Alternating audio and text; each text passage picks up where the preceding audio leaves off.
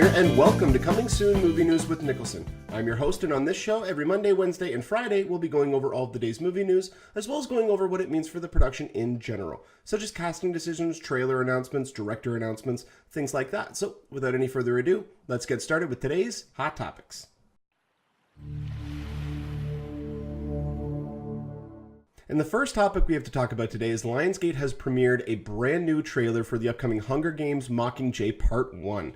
Now, the Hunger Games series has been one of those film franchises that has come out and it's a rarity because not only, at least from public perception, especially with the second book, the movies keep getting better and better, whereas the book series, for the most part, at least a lot of the fans that I know of who read the books, thought that the books got a little bit worse and worse, at least slower and slower, not as much happened, they didn't have as much character development, all that kind of stuff. Whereas the films, you had The Hunger Games came out, and Gary Ross did a great job of setting up this world and really bringing people into what could be a potential dystopian future, one that we could eventually get to. And he attempted to make it feel real, and I think he did succeed with that because it really did feel like a real world. It felt like a very small world, but it felt like a real world. And then with the sequel, they opened it up a bit. They expanded upon the universe, they expanded upon the world, they made it larger, they made it grander. The stakes were obviously higher, but you also really got to see a lot of the political aspects behind the scenes about how and why things are the way that they are. You just got to learn a lot more about that. Well, now with Mockingjay Part 1, also that's been another contention too, is that people have been wondering why they're splitting what's considered to be the least exciting book, and as far as I know, it's the shortest of the two books, into two films. And the easy answer is they're doing exactly what Twilight did, what Harry Potter did, what Divergent will be doing, which they just split the last book into two films to make the most amount of money. But also, they're kind of doing what The Hobbit is doing, where they're creating a whole bunch of different stuff for the books. They're implementing new sections of the movies, of the scripts, of the stories, whether or not they're either continuing on certain characters, bringing in new characters. They are going to be steering away from the books by a little bit. And that's only just to bring it, like the central storyline and the central plot points are going to be there. The ones that need to be there will be there. Other ones they will invent for the movie to keep the story moving along at a quicker pace that will also not interfere with the overall story they're trying to tell.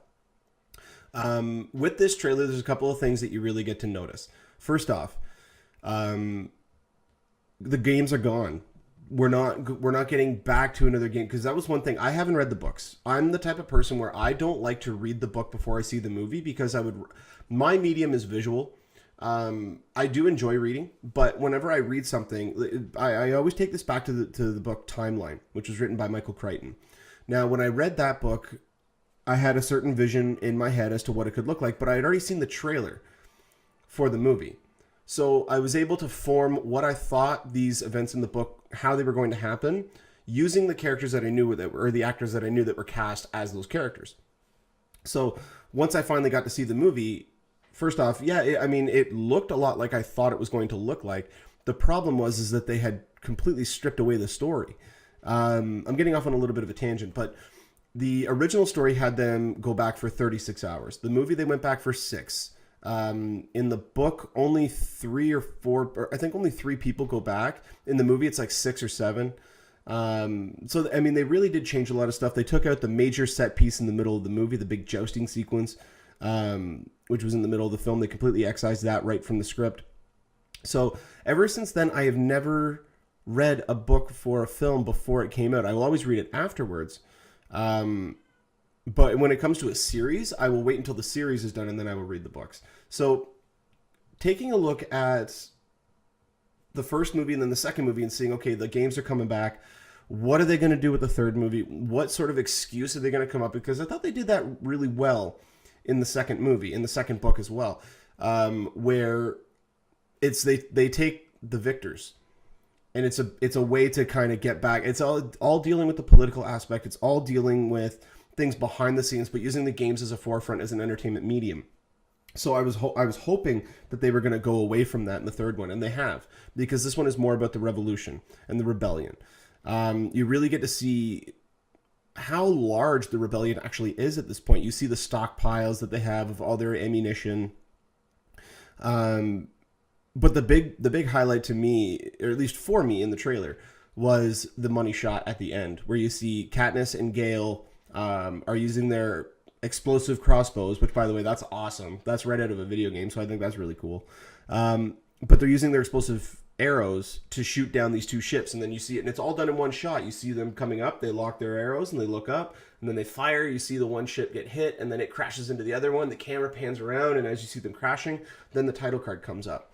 I thought it was a really well-executed trailer. The only thing that I took away from it might just be because we've been spoiled by other trailers in the past, but I almost felt like this was an extended teaser trailer. To me, there wasn't really a narrative going on outside of the fact that Katniss realizes that Peeta is still alive, that he has now been brainwashed by President Snow, and she's basically staking her entire reputation with the rebellion in order to have them come with her to rescue him. Because she even says in the trailer, she's like, you do whatever you can to get Peeta, or you can find yourself a new Mockingjay.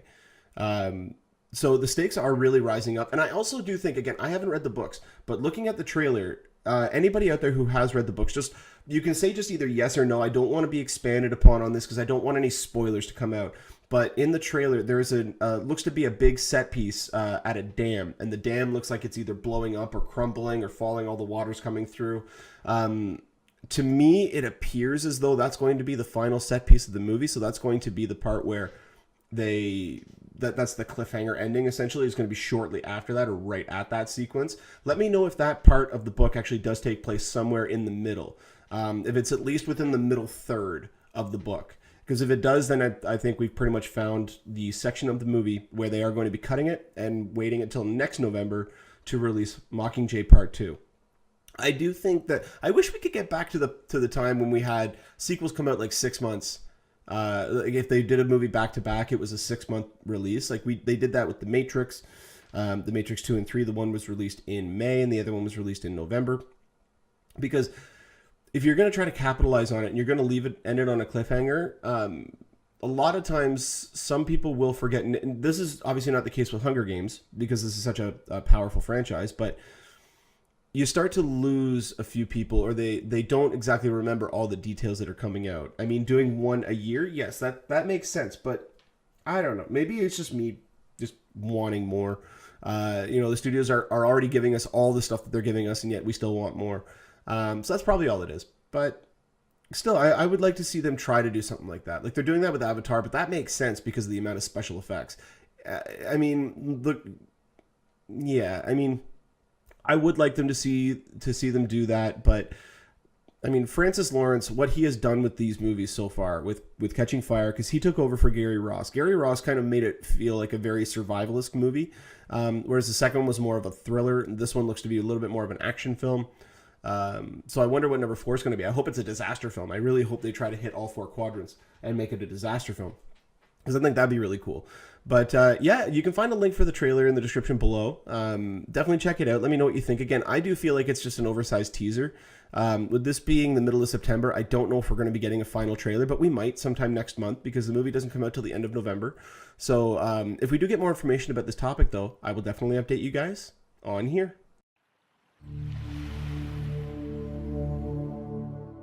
This next story here is revolving around the North American remake of The Girl with the Dragon Tattoo and its upcoming sequels. Now, there's been a lot of talk over the years about whether or not we are going to be getting David Fincher's version of A Girl Who Played with Fire, which is the second version of the Girl or The Girl with the Dragon Tattoo trilogy. The main contentions have been The Girl with the Dragon Tattoo didn't make as much money as Sony wanted it to, which meant that with the sequel coming up, they were looking at reducing the budget, and they were trying to find any area that they could do that with.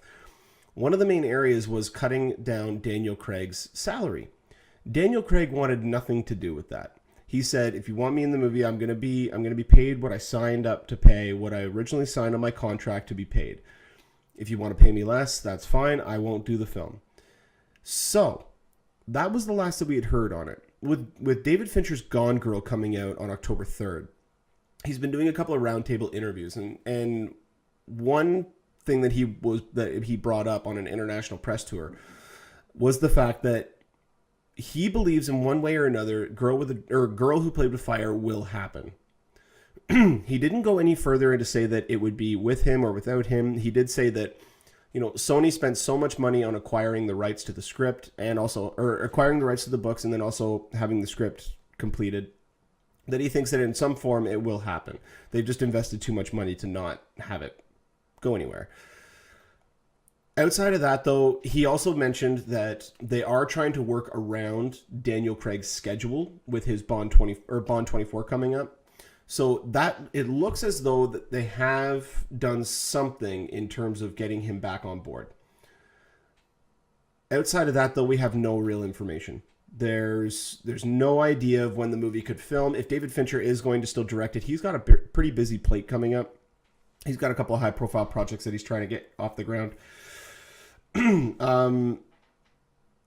It's just, I don't know. I think it's too late. I mean, first off, it's a combination of too soon and too late. They did the North American remake too soon, even though I really did enjoy David Fincher's version of it, and I thought it was just a very visceral film. But there's now been almost as much time gone by between the Swedish version of the trilogy and the North American one that the North American one has not had a sequel. And there's still one more after that. There's still The Girl Who Kicked the Hornet's Nest. So I don't know. I think originally I did hear some story about if they did move ahead with Girl Who Played with Fire, they would actually be filming Girl Who Played with Fire and Girl Who Kicked the Hornet's Nest back to back. So I don't know if that is still true. That would be, I think, the first time that David Fincher has ever tried to tackle something like that. I don't know if he would want to tackle something like that because Fincher is notorious for taking several takes, and I cannot underline the word several more. What was it? The opening sequence in Social Network, the scene where Jesse Eisenberg and Rooney Mara are in the bar, the student bar at the school. That scene, he shot over 100 takes. It might have been 99 takes, but I'm pretty sure it was like 102 or 103 takes. 103 times to go through that scene. Just let that sink into your head. Imagine it's like Bart Simpson having to repeat the line on the chalkboard all the time for 103 times. To have to sit there and memorize your mannerisms, your speech pattern, your pauses, when you're going to actually reply back, when you're going to keep eye contact, do this, do that. And they did it several ways too. The one way they did it several times where they had everybody in the background talking like they normally would, and they would have to yell over to hear everybody. And they did that enough times so that the actors would know what volume to speak at so that they could actually talk like that. And so they got everybody else behind them to stay quiet. And then they did the scene again. And they talked over everybody, but there was nobody actually talking. And it was a way to make it just more, I don't even know what the correct word would be, but more natural maybe. Also in Zodiac, I remember this one. Anybody who hasn't seen Zodiac, by the way, that's definitely a movie you should check out. That's phenomenal. Robert Downey Jr., Jake Gyllenhaal, Mark Ruffalo. It's just a great, great film. But there's one shot near the beginning of the movie, I think it's even during the opening credits, where Jake Gyllenhaal's character is sitting in his car and he's drawing something in his book, one of his little cartoons, and he looks up and the light goes green, so he tosses the book to the side on his seat. And they did a cutaway to the book landing, and he shot I don't even remember how many, it must have been over 30 takes. I think it was well over 30 takes. To get a book to land because it wasn't landing the right way that he wanted it to. So I can't see David Fincher being the type of guy to do a film shoot back to back because that would most certainly go over budget. But yeah, I mean, as it stands right now, The Girl Who Played with Fire is going to technically happen at some point in one fashion or another. We just don't know exactly what that's going to be. Whether or not it's going to be with Daniel Craig, with Rooney Mara, and with David Fincher helming it. Or if it's going to be some sort of video-on-demand adaptation or anything. If they go that route, there's no point in doing it. One of the main reasons that people did really enjoy The Girl with the Dragon, I don't even want to use the word enjoy, but it was a fairly entertaining or good movie, the North American version with David Fincher, is because of David Fincher. It's because of his unique visual style and his ability to tell a story. I do think that is one of the main reasons why people really took to the North American remake, but that is also one of the main reasons as to why they would return to it. Outside of that, they're just going to make almost a photocopy cut of the Swedish version, which we don't need. We already have that one, and it was already done really well. So I don't think we're going to need that. But if we do get more information about this, whether or not it's directly from David Fincher or even from Daniel Craig, then I will definitely update you guys on here.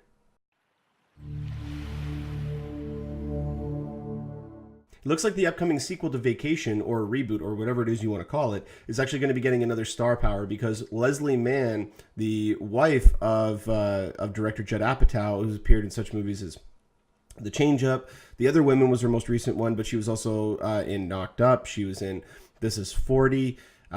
Just absolutely hilarious actress, is joining the cast of the Vacation sequel. She will be playing, who will she be? She'll be playing Audrey Griswold. So she'll be playing the sister of Rusty, who is played by Ed Helms in the movie. And Audrey's husband has the best name I think I've heard in a long time, called Stone Crandall. He's going to be a TV news anchor. He's going to be played by Chris Hemsworth. This movie is shaping up to be absolutely hilarious. The people who they've got directing it and writing it, as well as the fact that they've got Chevy Chase and Beverly D'Angelo back. We have Ed Helms playing Rusty, which I'm on board with that. I don't think he's been given the proper vehicle yet. He really did shine in the first Hangover film, but outside of that, he hasn't really shined all that much. Although I will say this, even though it was a smaller role, I really did enjoy him in We're the Millers. I thought he was a little bit kooky and weird, I thought he just did it really well. And with Vacation coming out, you got him playing Rusty. Christina Applegate is going to be playing his wife. Then you have Charlie Day playing a river raft guide. You have Chris Hemsworth playing his brother-in-law, which I can't wait to see Chris Hemsworth break loose with real comedy. He does have comedic presence. I mean, just watch Thor: The Dark World, even the original Thor. But I thought Thor: The Dark World, like when he's on the subway and he just the way that he moves his head, or when he comes into the doctor's apartment, he hangs his hammer very gently on the wall, and I mean, like, the dude knows comedy, and I can't really wait to see him break loose with an actual comedy with great comedic actors around him and comedic writers penning the script. So I'm very much anticipating this movie. Even better news is the fact that this movie begins production this week. Now, a movie like this expected to probably have about a 45 to 50 day production time. To me, that's at least being generous. I don't think it's going to have that long of a production time. Most likely we're going to be seeing this in the spring or summer of next year. I cannot wait for this film. It just adds another pin in the 2015 that we're already getting, because 2015 is going to be a knockout year. I mean, I'm going to do, either on Wednesday or Friday, I'm going to do a 2015 breakdown. Movies that we are going to be getting in that year. But just off the top of my head, these are some of the films we're going to be getting in 2015. These are in no particular order either. So we're going to be getting the Fantastic Four reboot. We're going to be getting the new Terminator movie. We're going to be getting Avengers: Age of Ultron. We're going to be getting Star Wars Episode 7. We're going to be getting Hunger Games Mockingjay Part 2. We're getting the new James Bond film. I know I'm missing some. I think I already said Ant-Man, but if I didn't say Ant-Man, we're getting Ant-Man. Oh God, I am starting to draw a blank right now. There are so many other films that are coming out that anyway, on either Wednesday or Friday's episode, I will have a 2015 breakdown episode where we're going to be going over just some of the films that are going to be coming out in that year. 2016 and 2017 are already starting to get to be big years as well.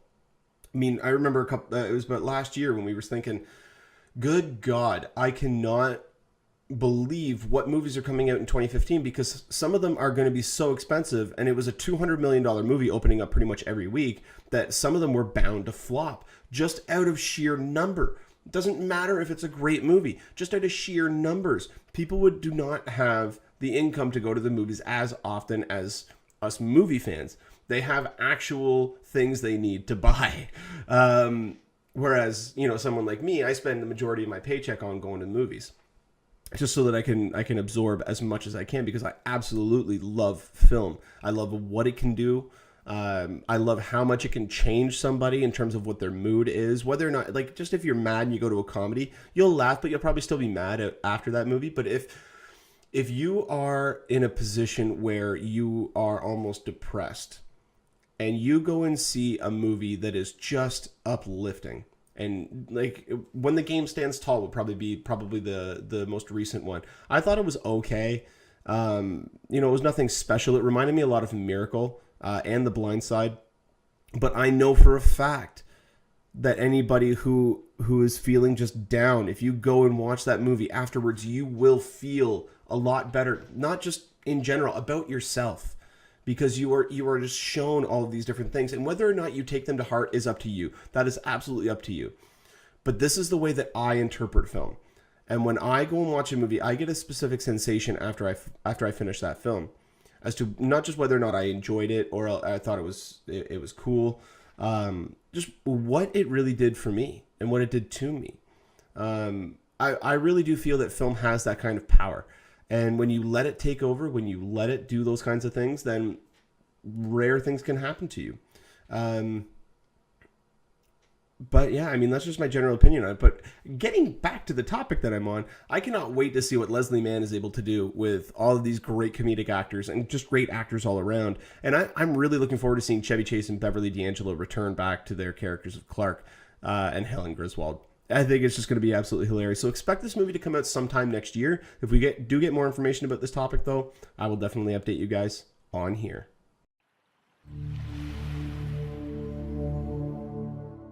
And for our final topic today, this is just going to be a quick little update on the upcoming Bond 24. It still doesn't have a title yet, but we're probably going to be getting the title sometime in late winter, early spring is usually when they announce what the name of the movie is going to be. Well, I reported a couple of months ago, it was a couple of months ago, that filming on the movie would probably start sometime in October. Well, it looks like there have been a few delays in terms of the script. Neil Purvis and Wade... Oh, I'm drawing a blank on his last name. They're the writers for the last 5 or 6 Bond films. They at least been part of the writing team.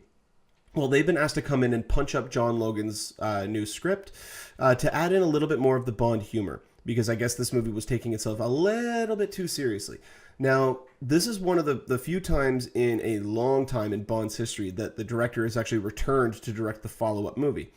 We have had other directors return later on, such as Martin Campbell, who directed GoldenEye and then came back to do Casino Royale. Well, now Sam Mendes is one of the first times in probably 20 years where a director has come back to do a back-to-back James Bond film. A couple of other things, we're going to be getting a very connective tissue. I almost feel like Skyfall was the first in an unofficial trilogy of James Bond films, because Skyfall, everything that happened in that movie, the narrative threads and things like that, are going to be carrying through to Bond 24, and as such, Bond 25. They've already come out and officially stated that. Whether or not Sam Mendes returns to direct Bond 25 is another story. There was a lot of heat back and forth as to whether or not he would return. Ended up, he decided yes, he would. But as it stands right now, we have Daniel Craig returning as James Bond, Naomi Harris returning as Moneypenny, we have Ralph Fiennes returning as M, and Ben Whishaw returning as Q. So those are the only returning characters. One person who is rumored to be a part of the film, and I think I talked about this a while ago as well, is Chiwetel Ejiofor. Now, Chiwetel Ejiofor is, if you don't recognize the name, then you haven't seen 12 Years a Slave. And if you haven't seen 12 Years a Slave, you do not realize how close of a race last year's Academy Award for Best Actor was. I think it was at the point where you could flip a coin and either side would have been correct. Either Matthew McConaughey or Chiwetel Ejiofor.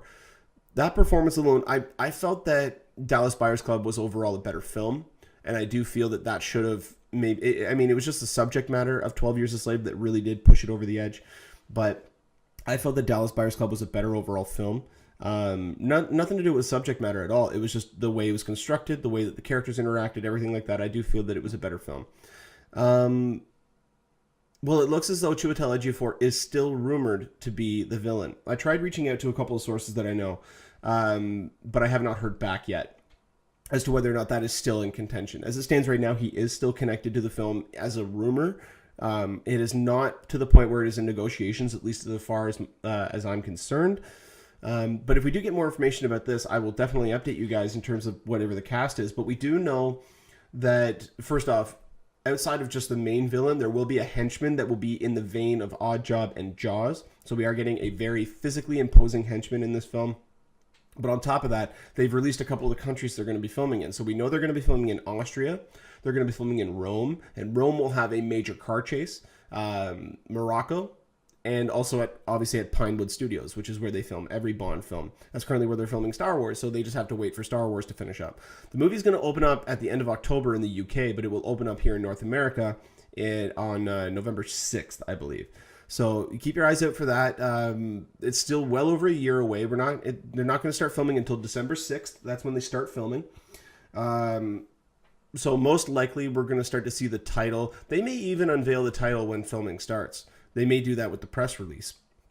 But I'm for some reason I have in my head end of February, beginning of March is when we're going to get the title. And we're probably going to get the first little poster. And then probably May or June, we're going to get our first little teaser trailer. And then probably around this time next year, we're going to get our first full trailer. So yeah, I mean, it's going to be opening up November 6th, just about 2 to 3 weeks before the final Hunger Games movie. So I don't know if James Bond 24 will be able to do as big of business as Skyfall did, because Skyfall was just such a unique film. It came out of nowhere. People, I don't think, were expecting it to be as good as it was. It was really a big throwback to the way that James Bond films were. Although I do miss the gadgets. I want the gadgets to come back, but just don't be so out there. You know, don't be Invisible Car. You know, don't do that. But yeah, I really want to see the gadgets come back, and I'm glad that they finally reintroduced Q into this world, because I think we're going to start to get that now. But like I said earlier, if we do get more information about this topic, I will definitely update you guys on here.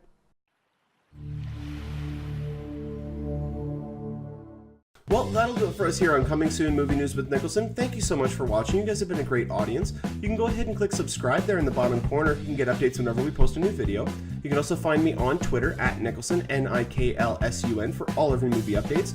And you can also like us on our Facebook page at facebook.com/movie news with Niklsun. If you guys ever have a comment or a question you'd like to have talked about on the show, you can go ahead and put a comment in the comment section or email us at movienewswithniklsun@gmail.com, and it'll be answered on every Friday episode. And until next time, you guys enjoy the rest of your day. Take care.